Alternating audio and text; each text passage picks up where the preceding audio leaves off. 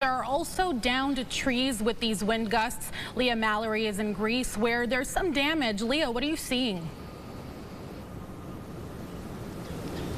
Aron, it's windy out here. You can probably hear it howling right behind us, but I'm going to step to the side so viewers can see some of this damage here. Right now, we're in Greece at the intersection of Shore Acres Drive and Fairview Court. You see that downed tree right there.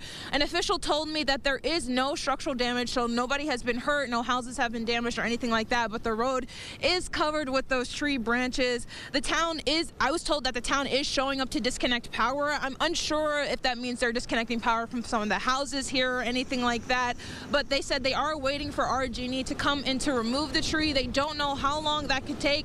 It did start to snow a little earlier, so oh yeah, you guys can see the wind picking up now. You see the leaves and everything. Yeah, it started to snow earlier, so that was mixing with the wind, and it's not a very nice mix. But I just wanted to remind everyone to make sure if you have any belongings outside to please take them in. I saw trash bins going across the street, lawn chairs across the street, so just make sure to secure any outside belongings and take them inside. We're going to keep the updates coming, but for right now, I'm going to send it back to you, Aron. Reporting live in Greece, Leah Mallory, News 8.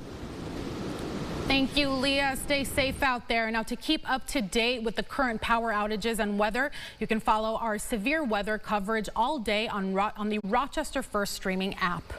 Get the Rochester First streaming app today for everything you love from News 8 On Demand, plus exclusive shows you won't see anywhere else. Search ROC and download for free on Roku, Amazon Fire, and Apple TV.